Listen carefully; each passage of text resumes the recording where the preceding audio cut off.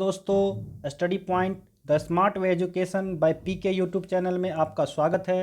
आज मैं फिर आपके लिए एडुटेरिया अर्धवार्षिकी करंट अफेयर्स के 800 प्रश्नों की श्रृंखला का 5वां सेट लेकर आया हूं।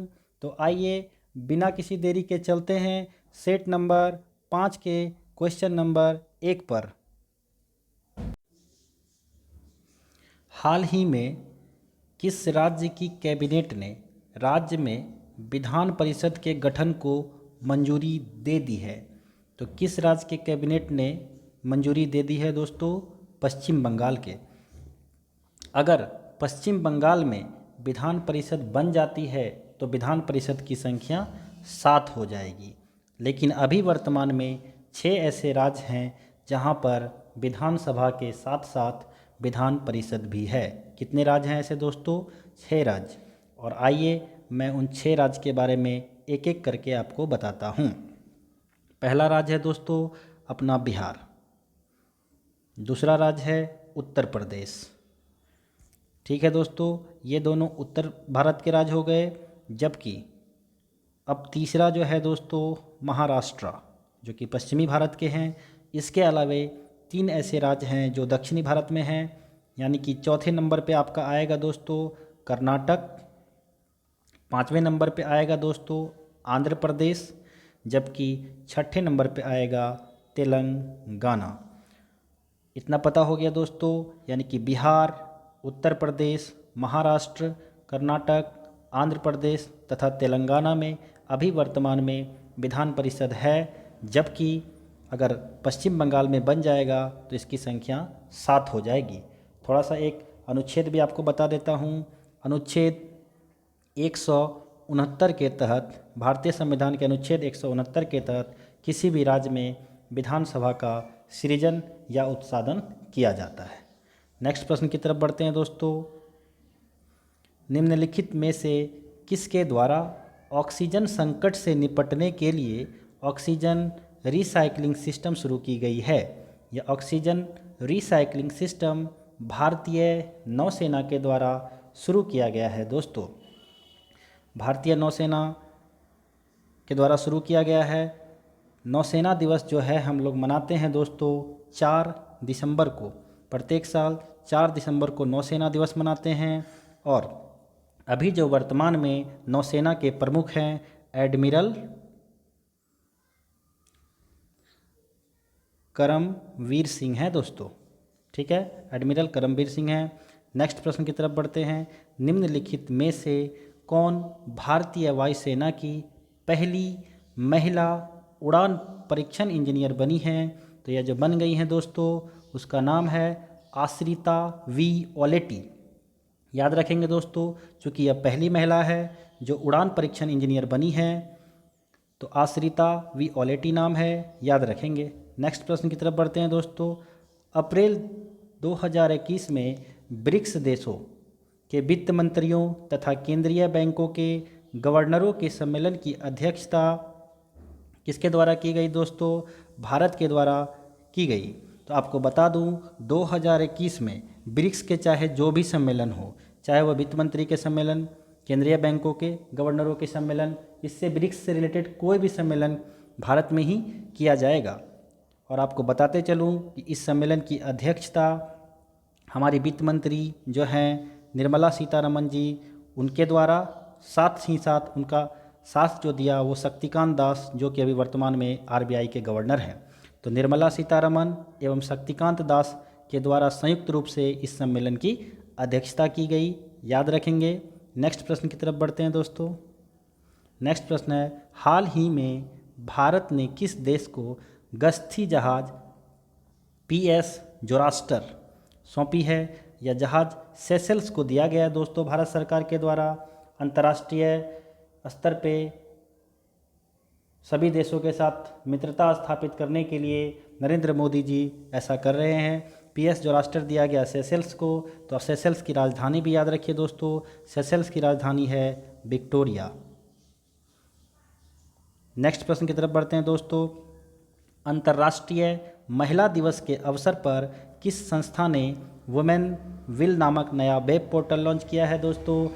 ये गूगल के द्वारा लॉन्च किया गया है। याद रखेंगे, वन लाइनर प्रश्न है, इसमें ज़्यादा दिमाग लगाने की ज़रूरत नहीं है, क्योंकि करंट अफेयर्स इतना ज़्यादा हो जाता है, अगर सबका डिटेल जानने का प्रयास करेंगे तो निश्चित रूप से आप कवर भी नहीं कर पाएंगे और परीक्षा में प्रश्न छूट भी जाएंगे। इसलिए ये सब क्वेश्चन को वन लाइनर फॉर्मेट में ही याद रखें कि वोमेन विल नामक नया वेब पोर्टल गूगल के द्वारा लॉन्च किया गया है। नेक्स्ट प्रश्न की तरफ बढ़ते हैं दोस्तों। ये क्वेश्चन बहुत ही ज़्यादा इम्पोर्टेंट है परीक्षा के दृष्टिकोण से। 2 फरवरी 2021 को विश्व आर्द्र भूमि दिवस मनाया गया, जिसका थीम क्या रखा गया? जिसका थीम रखा गया दोस्तों वेटलैंड्स एंड वाटर। बहुत ही इंपॉर्टेंट क्वेश्चन है, मैं बोला इंपॉर्टेंट है तो इंपॉर्टेंट है, आप याद करके रखेंगे इसको। वेटलैंड एंड वाटर 2 फरवरी को विश्व आर्द्र भूमि दिवस मनाया जाता है, उसके लिए 2021 की यह थीम रखी गई। नेक्स्ट प्रश्न की तरफ बढ़ते हैं दोस्तों। यह प्रश्न एक पुस्तक से है, यह भी बहुत ही इंपॉर्टेंट पुस्तक है, advantage India the story of Indian tennis. पुस्तक किसके द्वारा लिखी गई दोस्तों? अनिंदा दत्ता के द्वारा लिखी गई। इसे भी आप वन लाइनर फॉर्मेट में याद रखेंगे। नेक्स्ट प्रश्न की तरफ बढ़ते हैं दोस्तों।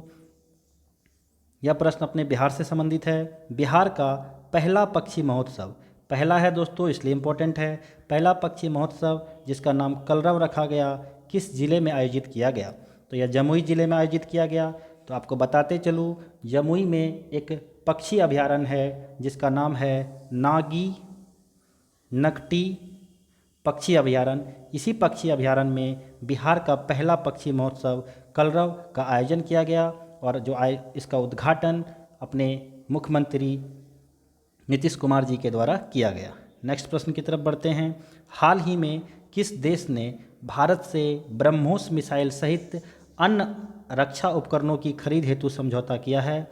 यह समझौता जो किया है दोस्तों फिलीपींस किया है और फिलीपींस की राजधानी आपको पता होनी चाहिए, फिलीपींस की राजधानी है मनीला। याद रखेंगे दोस्तों। नेक्स्ट प्रश्न की तरफ बढ़ते हैं। हमारा नेक्स्ट प्रश्न है, किस देश के राष्ट्रपति को अफ्रीका का सर्वोच्च पुरस्कार इब्राहिम प्राइज से सम्मानित किया गया? तो एक प्रश्न तो यह हो गया, अफ्रीका का सर्वोच्च पुरस्कार क्या है दोस्तों? इब्राहिम प्राइज। इससे सम्मानित किया गया है नाइजर के राष्ट्रपति को, जिनका नाम भी मैं आपको बताता हूँ। नाइजर के किस राष्ट्रपति को सम्मानित किया गया इस पुरस्कार से? उसका नाम है दोस्तों महामदो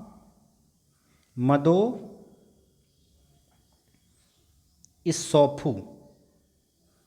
ठीक है दोस्तों, महामदो इस्सौफू इसका नाम है इस राष्ट्रपति का, जो कि नाइजर के राष्ट्रपति हैं। राष्ट्रपति भूत मतलब इससे पूर्व के राष्ट्रपति हैं जिनको यह पुरस्कार इब्राहिम प्राइज से सम्मानित किया गया। लेकिन इस प्रश्न में यह भी जानने योग्य बात है कि नाइजर के वर्तमान में जो राष्ट्रपति हैं उनका नाम क्या है दोस्तों? उनका नाम है मोहम्मद बाजोम। क्या नाम है? मोहम्मद बाजोम। इनका जो कार्यकाल है दोस्तों 2 अप्रैल 2021 से स्टार्ट हुआ है और 2 अप्रैल 2021 से पहले जो राष्ट्रपति थे यहाँ के दोस्तों, 2 अप्रैल 2021 से पहले जो यहाँ के राष्ट्रपति थे उनका नाम महामदो इस्सौफू है। उन्हीं को यह पुरस्कार से सम्मानित किया गया था। एक बात और कि नाइजर की राजधानी जो है दोस्तों वह नियामी है। क्या है? नियामी। और यहाँ पे कौन सी मुद्रा चलती है? फ्रैंक मुद्रा चलती है दोस्तों। नेक्स्ट प्रश्न की तरफ बढ़ते हैं दोस्तों। नेक्स्ट प्रश्न है हमारा, हाल ही में चीन ने किस नदी पर दुनिया के सबसे बड़े बांध परियोजना के निर्माण को मंजूरी दे दी है? दुनिया का सबसे बड़ा बांध बन रहा है, इसलिए इंपॉर्टेंट है दोस्तों। कहाँ बन रहा है? चीन में। और कौन सी नदी पे बन रहा है? यारलुंग जांगबो नदी पे बन रहा है दोस्तों। नेक्स्ट प्रश्न की तरफ बढ़ते हैं। भारत ने सोलर रूफटॉप के लिए किस संस्था भारत में सोलर रूफटॉप के लिए किस संस्था ने $100 मिलियन के क्रेडिट गारंटी की योजना बनाई है दोस्तों? यह योजना विश्व बैंक के द्वारा बनाई गई है। आपको बताते चलूँ ये सोलर रूफटॉप क्या है। छत पे जो सोलर प्लेट बैठाया जाता है घर में बिजली की समस्या को दूर करने के लिए, उसी को बोलते हैं सोलर रूफटॉप। और सोलर रूफटॉप जो है इसमें जो सबसे अभी शीर्ष राज्य जो है दोस्तों, सबसे ज़्यादा किस राज्य में लगाया जा रहा है? तो वह गुजरात में लगाया जा रहा है। गुजरात में प्राय सभी घरों के ऊपर में आपको ये सोलर प्लेट देखने को मिल जाएगा। इतना बात याद रखेंगे। विश्व बैंक का मुख्यालय जो है दोस्तों वाशिंगटन डीसी में है। इसकी स्थापना 1945 में हुई थी। नेक्स्ट प्रश्न की तरफ बढ़ते हैं। हमारा नेक्स्ट प्रश्न है, हाल ही में केंद्र सरकार द्वारा जारी एज ऑफ लिविंग सूचकांक में 10 लाख से अधिक आबादी वाले शहरों में किसे प्रथम स्थान प्राप्त हुआ है? तो ये प्रथम स्थान प्राप्त हुआ दोस्तों बेंगलुरु को। तो क्या है ये एज ऑफ लिविंग सूचकांक? एज ऑफ लिविंग सूचकांक मतलब अभी वर्तमान में भारत में कौन सा ऐसा शहर है जो रहने के दृष्टिकोण से सबसे उपयुक्त है, वहाँ सारी सुविधाएं मिलती है आपको और बहुत ही अच्छी अच्छी जो भी चीज़ आप चाहते हैं वो सारे चीज़ वहाँ प्राप्त होते हैं, आपको मिलते हैं। तो यह बेंगलुरु है। 10 लाख से अधिक आबादी वाले में बेंगलुरु टॉप किया है, जबकि 10 लाख से कम आबादी के बात करें तो 10 लाख से कम आबादी वाले में आपको टॉप किया है दोस्तों शिमला। कौन टॉप किया है? शिमला। ये दोनों याद रखेंगे प्रश्न दोस्तों। नेक्स्ट प्रश्न की तरफ बढ़ते हैं। हाल ही में सीपरी द्वारा जारी रिपोर्ट के अनुसार 2016 से 20 के दौरान दुनिया का सबसे बड़ा हथियार निर्यातक देश कौन बन गया है दोस्तों? तो सीपरी के द्वारा एक रिपोर्ट जारी किया जाता है जिसमें देखा जाता है कि सबसे बड़ा हथियार आयातक देश कौन है, निर्यातक देश कौन है। तो 2016 से लेकर 2020 के दौरान दुनिया का सबसे बड़ा हथियार निर्यातक देश अमेरिका बन गया दोस्तों, यानी अमेरिका इसका आंसर हो जाएगा। वहीं अगर हथियार निर्यातक देश की बात करें तो 1 नंबर पे है सऊदी अरब और 2 नंबर पे अपना प्यारा देश भारत। तो भारत हथियार आयातक देश की रैंकिंग में किस स्थान पर है दोस्तों? 2 नंबर पे है। नेक्स्ट प्रश्न की तरफ बढ़ते हैं। हाल ही में किस राज्य में केला महोत्सव का आयोजन किया गया? केला महोत्सव का आयोजन दोस्तों उत्तर प्रदेश में किया गया। इससे पहले काला नमक चावल महोत्सव का भी आयोजन किया गया था दोस्तों, यह भी उत्तर प्रदेश में किया गया। और आपको बता दूं काला नमक चावल महोत्सव को ही बुद्धा चावल महोत्सव के नाम से जाना जाता है। और यह चावल जो है दोस्तों हम लोग निर्यात करने वाले हैं सिंगापुर को। किसको? सिंगापुर को, यानी कि इस चावल का पहला जो निर्यात का खेप जाएगा वह सिंगापुर को जाने वाला है। नेक्स्ट प्रश्न की तरफ बढ़ते हैं दोस्तों। हाल ही में मार्क रूटे चौथी बार किस देश के प्रधानमंत्री नियुक्त हुए हैं दोस्तों? ये मार्क रूटे चौथी बार किस देश के प्रधानमंत्री नियुक्त हुए हैं? तो नीदरलैंड के प्रधानमंत्री नियुक्त हो गए हैं। नीदरलैंड की राजधानी है दोस्तों एम्स्टर्डम। चलिए दोस्तों नेक्स्ट प्रश्न की तरफ बढ़ते हैं। नेक्स्ट प्रश्न है मार्च 2021 में किस देश द्वारा बहुराष्ट्रीय वायुसेना अभ्यास डेजर्ट फ्लैग 6 का आयोजन किया गया? यह यूएई के द्वारा किया गया, अर्थात यूनाइटेड अरब एमिरेट्स मतलब संयुक्त अरब अमीरात के द्वारा डेजर्ट फ्लैग 6 का आयोजन किया गया, जो एक क्या है? जो एक बहुराष्ट्रीय वायुसेना युद्ध अभ्यास है।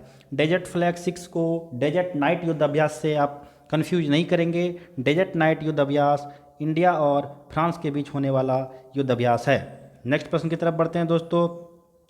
पूर्वोत्तर भारत के पहले कौशल विश्वविद्यालय की स्थापना किस राज्य में की जा रही है दोस्तों?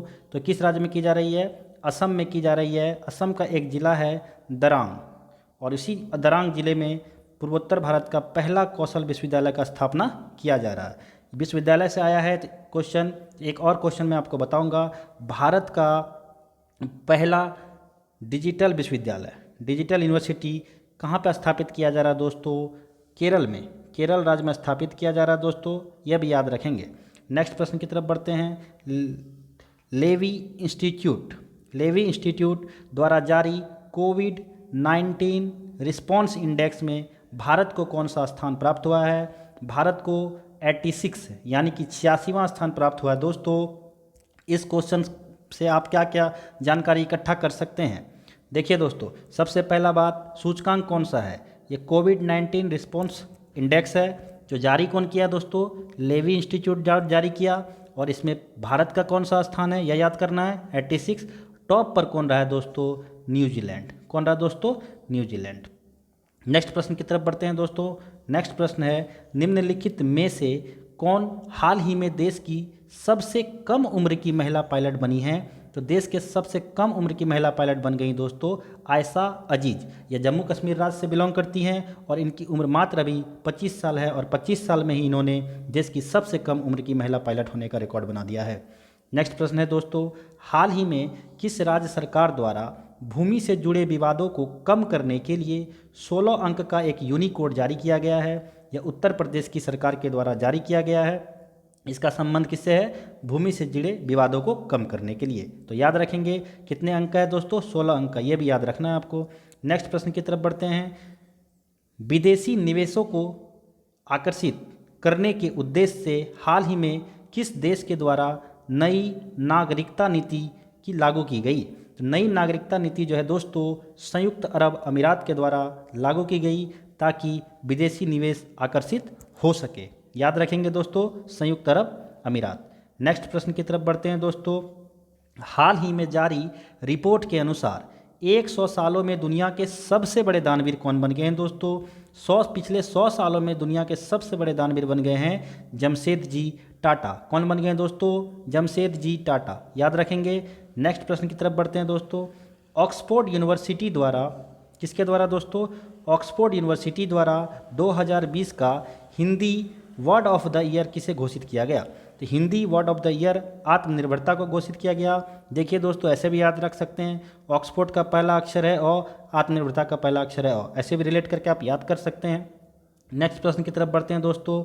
नेक्स्ट प्रश्न है, सैयद मुश्ताक अली T20 ट्रॉफी 2020-21 का खिताब किस टीम ने जीता? यह खिताब जीता है दोस्तों तमिलनाडु ने।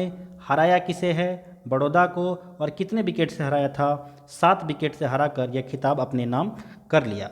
नेक्स्ट प्रश्न की तरफ बढ़ते हैं दोस्तों।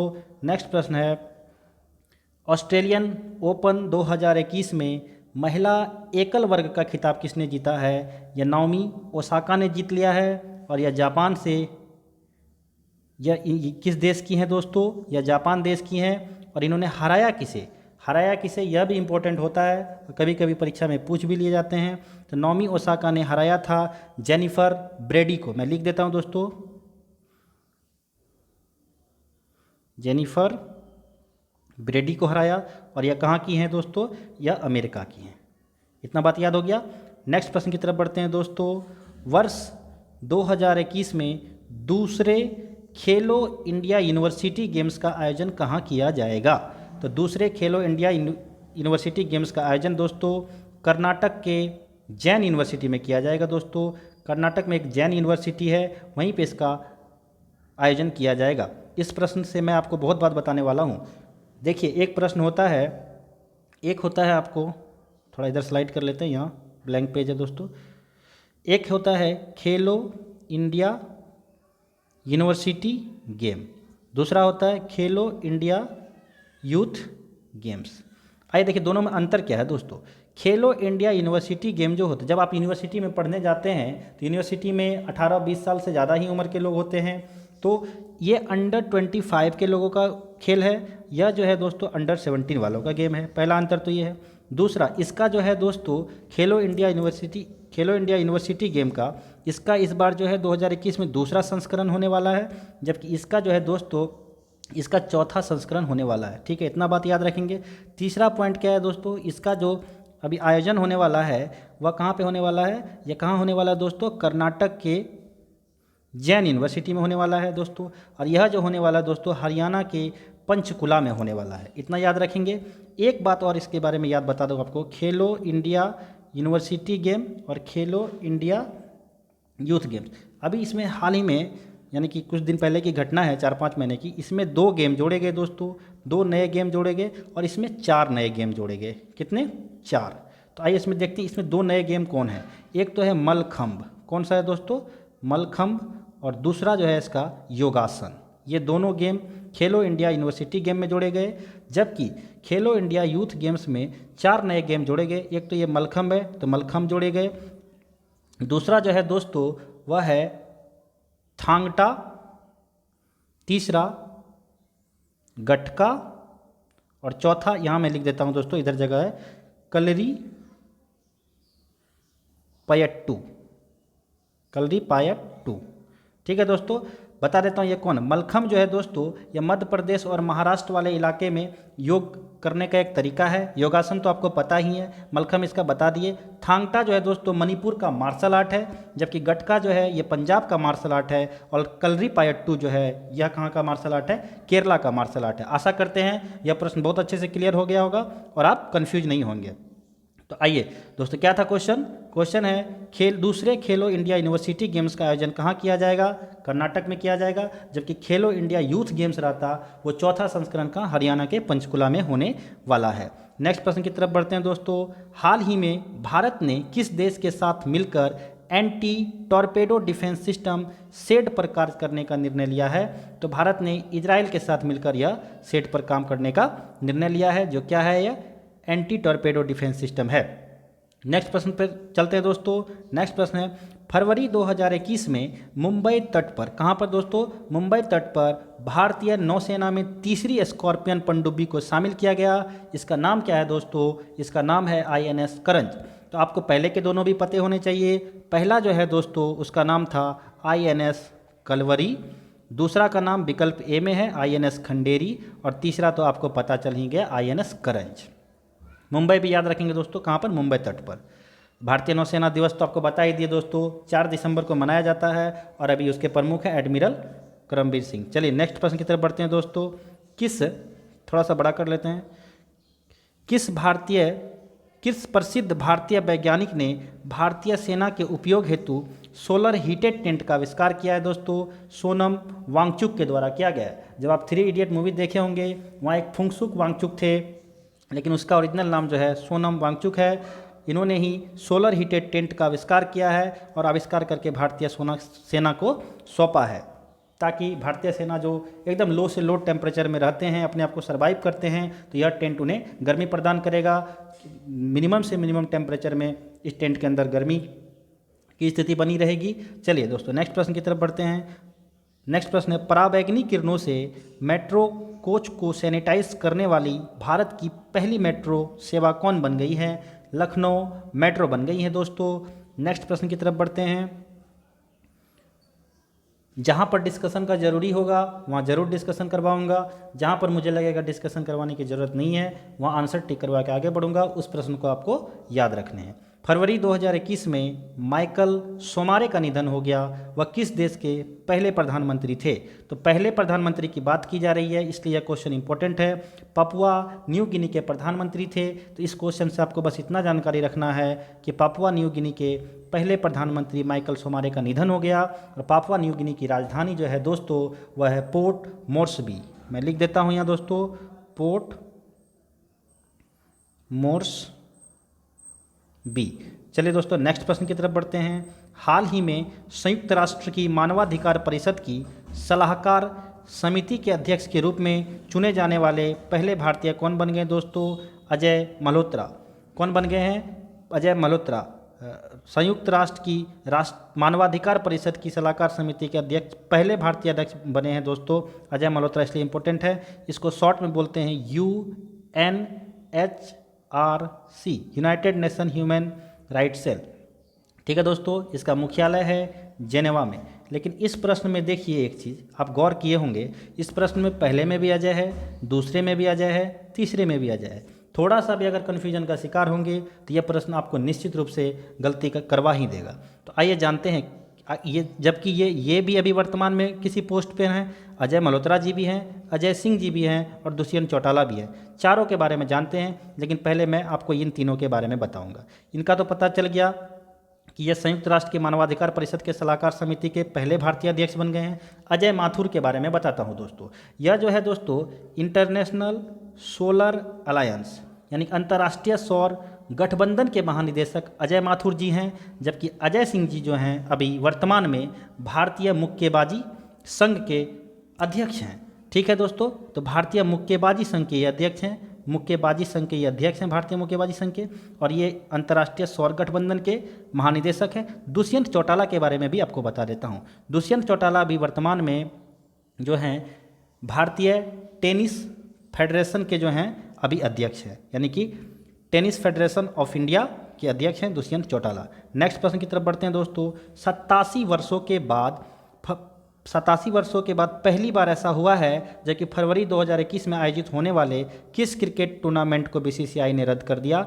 रणजी ट्रॉफी को रद्द कर दिया। जबकि देवधर ट्रॉफी का भी संबंध क्रिकेट से है, ईरानी ट्रॉफी का भी संबंध क्रिकेट से है, CK नायडू ट्रॉफी का भी संबंध क्रिकेट से ही है। 87 वर्षों के बाद किया है, इसलिए उल्टा के भी क्वेश्चन पूछ सकता है कि BCCI ने हाल ही में रणजी ट्रॉफी को कितने साल के बाद रद्द किया है? 87 वर्षों के बाद, याद करना है आपको।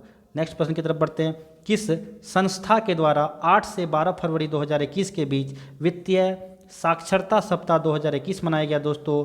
RBI के द्वारा मनाया गया। नेक्स्ट प्रश्न की तरफ बढ़ते हैं। हाल ही में जारी घोषणा के अनुसार किस राज्य में फूल प्रसंस्करण केंद्र की स्थापना की जाएगी? कर्नाटक में की जाएगी दोस्तों।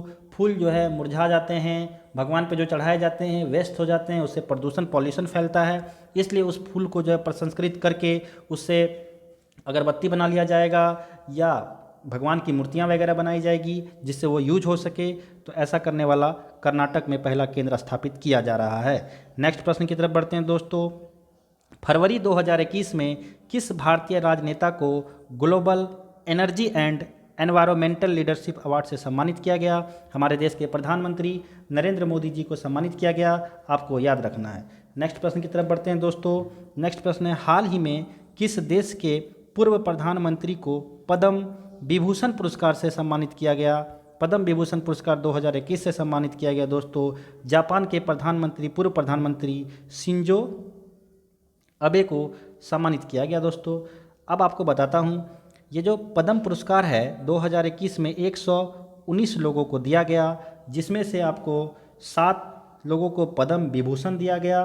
तो उन 7 लोगों में से दोस्तों आपको याद रखना है, एक तो जापान के शिंजो अबे हो गए, और मैं नाम बता देता हूँ। किसी भी चीज़ को एक बार रटना पॉसिबल नहीं है दोस्तों, लेकिन बार बार प्रैक्टिस से सब कुछ संभव है।